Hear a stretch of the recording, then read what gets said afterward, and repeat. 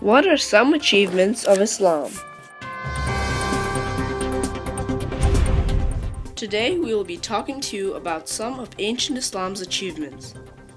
The Islamic Empire was a great one, and they had millions of great achievements, but we will only talk about few.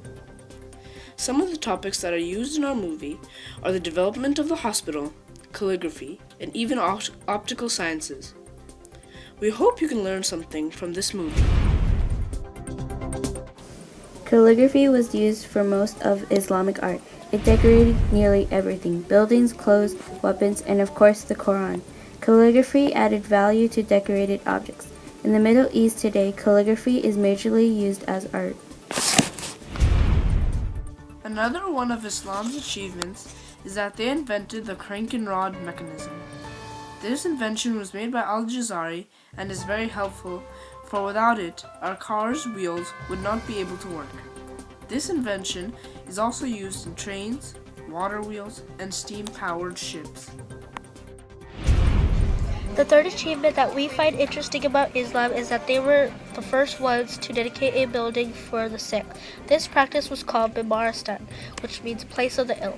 In 763, the first Bimaristan opened in Baghdad during the caliphate of Harun al-Rashid. The Bimaristan was also the prototype on which current hospitals are based on. Muslim Bimaristan had many rooms and wings, such as pharmacies. In Sayyid Aslam, a retired home.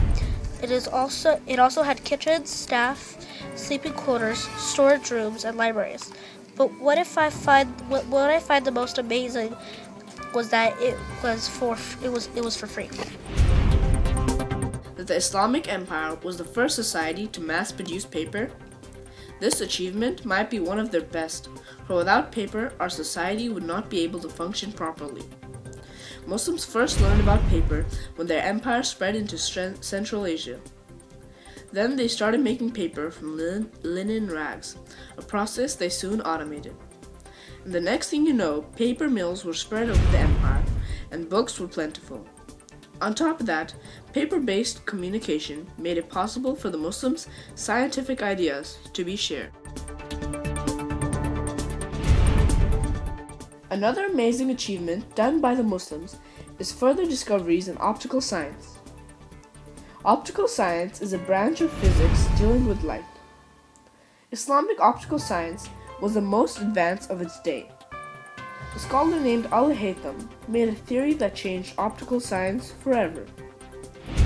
Al-Haytham improved Aristotle's idea of the bending of light, which allows us today to have glasses, microscopes, and binoculars.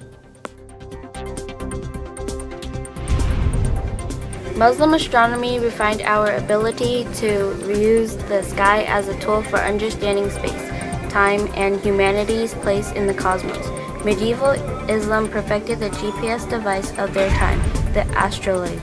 The astrolabe could be used to tell time, cast horoscopes, predict sunrises and sunsets, and much more.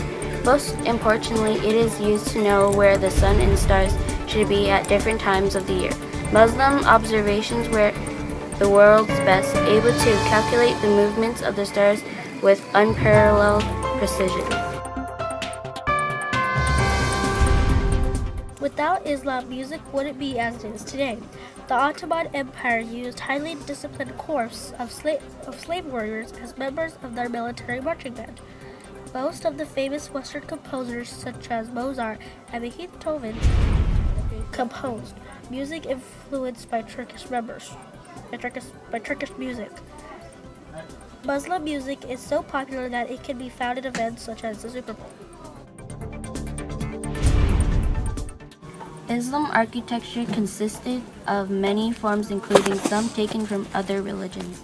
Some of the most built buildings are mosques, buildings used to praise or worship Allah, and madrasas, schools. Many of these buildings were made with domes, columnar arches, and mosaics taken from the Christian religion. They included large courtyards in the buildings. Mosques also come in different types, like in a hippo-style mosque and mosque with 4 ions, also known as vaulted halls.